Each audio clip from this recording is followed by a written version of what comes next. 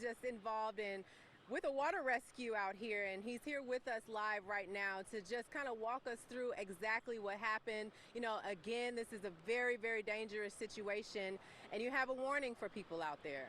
Yeah, what we had is we had a first responder who had a empty boat trailer. The boat must have been launched to try to get one of our citizens off of one of the islands out here near Bayport Pine Island, and she was trying to get the truck and trailer turned around in a two-lane road with water coming over the side of the road, and so she was likely going to not be able to get that turned around. So what we did is we unhooked the trailer, moved the trailer manually, and get the truck turned around. But it certainly is a great illustration of how dangerous this could be even for first responders, and that's the exact reason why we say please evacuate. It's easier to evacuate and not need to than realize you want to evacuate and where we can't get to you. And right now we're having significant issues getting to people because our high water vehicles, the water is too high for them. As you can hear, we have some airboats out there trying to make a rescue. As a matter of fact, it looks like... Here they come right now. Take a live look, guys. Take a live look right now.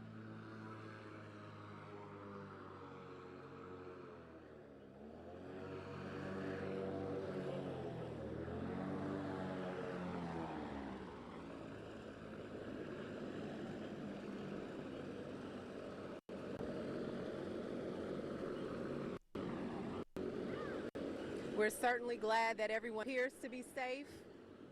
Yeah, everybody's safe and sound, but it is certainly, we would have preferred, obviously, had they evacuated the night before, and this is exactly the reason we did. This would have been so much more difficult in the middle of the night. It's really by the grace of God that the high water held off.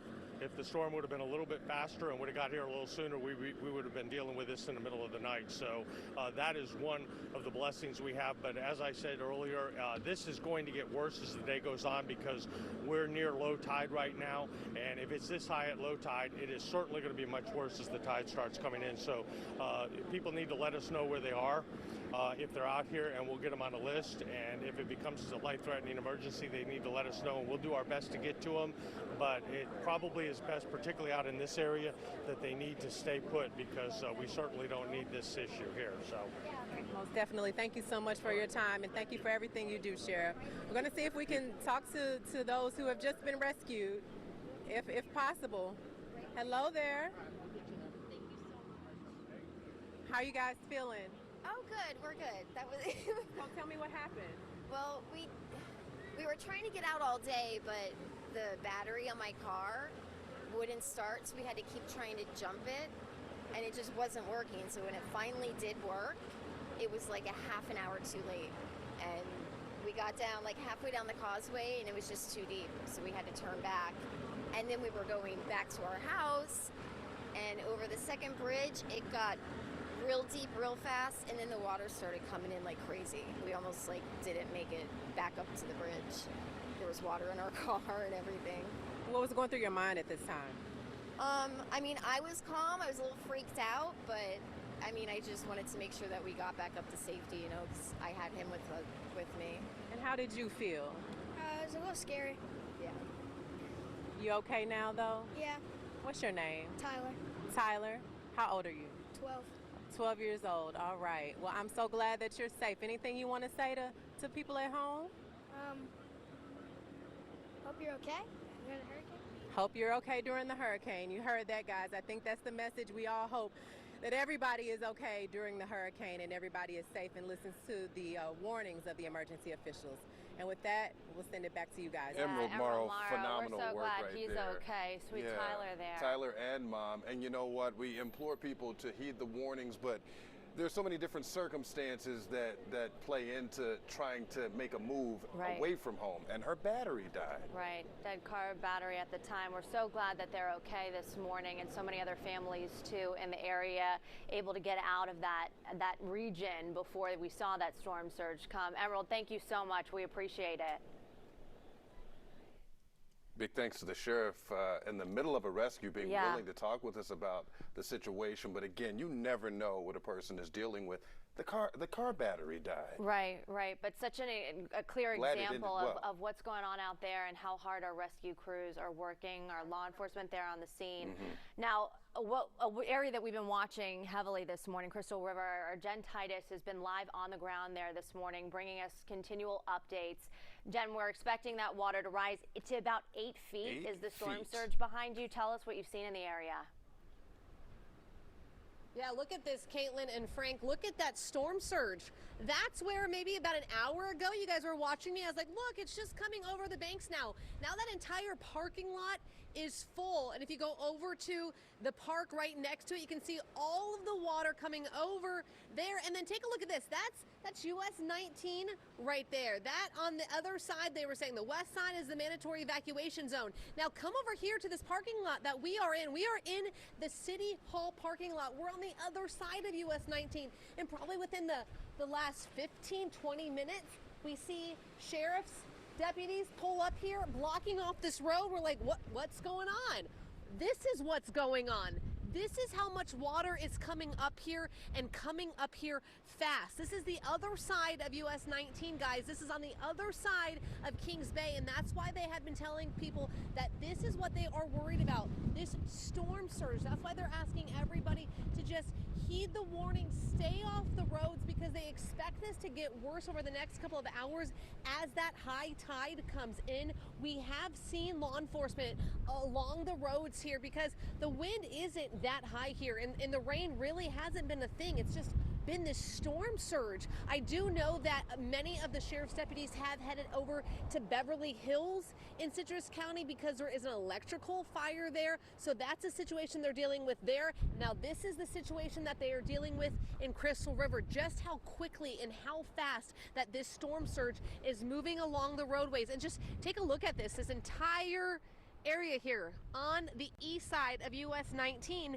is underwater, and it's look at, I mean, it's not like just a little bit. It's getting deep, guys, and this isn't even the high tide. This isn't even what they're worried about. And if you can see right across the way there, that's where Kings Bay is. That's what's pushing all of that water here. That's what the businesses over here downtown are worried about, why they're boarded up, what they're watching for, hoping it stays low, hoping it stays on the roads here. But like you said, our last live shot, that water's right at the doors at some of those apartments there along Kings Bay. So that's what everybody's monitoring. The deputies are out here. They're blocking off roadways. We saw a fire truck. So we do see law enforcement and we do see first responders out here on the roadways. And again, guys, this is just something we're monitoring, we're paying attention to because of how quickly this storm surge is coming up. We're going to find some higher grounds here too. We see a lot of sheriff deputies pulling up, but that's just the situation. Just crazy, Frank and Caitlin, how quick just the weather changes and how much water has just ended up in the roadways in a matter of minutes.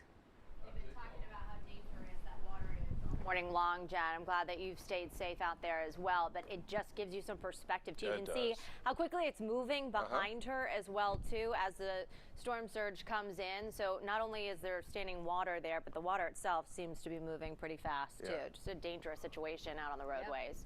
Doesn't take much to move you or your car. All right, our Neil Fisher has been monitoring Sarasota. Let's get back to him this morning. Again, things have calmed down a bit there, but storm surge, again, the story there. We also saw some boats have some issues earlier this morning. You're there by the marina, Neil. What are you seeing? Hey, good morning. Good morning to you. Hey, good morning, guys. Yeah, absolutely damage and destruction right now is what we're seeing. The waves continuing to batter boats. This boat and this yacht completely destroyed by these waves and this wind. This was not the case 4 hours ago. All the boats were relatively fine that were in Marina Jack here in Sarasota, but that's not the case now. As you can see now, the waves continue to roll in. They continue to batter this yacht that is just completely destroyed. Things have been thrown all over the place from this boat. And the other boat that we were mentioning earlier from Selby Gardens is now completely destroyed.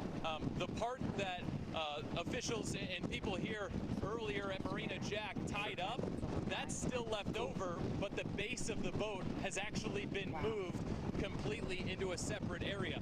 We also know that there is a sailboat next to North Gulfstream Avenue, which has broken apart. But again, this yacht completely tells the story of how damaging these winds and these waves have been here in Marina Jack in downtown Sarasota. As you can see, the boat is just completely inundated with water.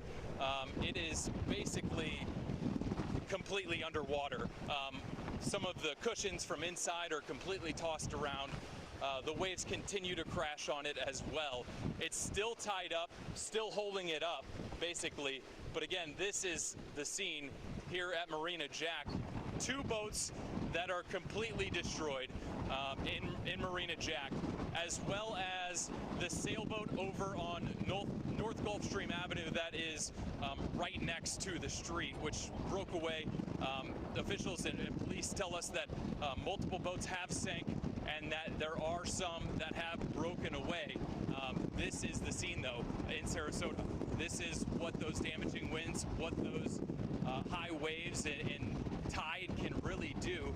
I was talking to somebody here earlier checking on a boat, and he said this is the highest he's ever seen it. He said that you used to have to walk down the walkway to get to the boats here on what's considered the H-dock, but now you actually have to walk level, or you have to walk a little uphill to get to the dock. That's how elevated these docks are here at Marina Jack in downtown Sarasota.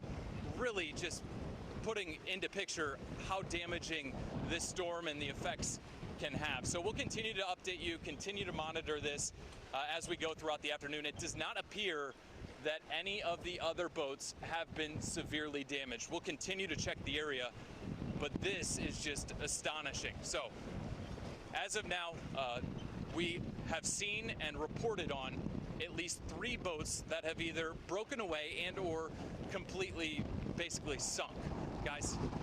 Neil, the word you used right there that grabbed our attention, astonishing, right? So you've been reporting all night long, throughout the morning as well.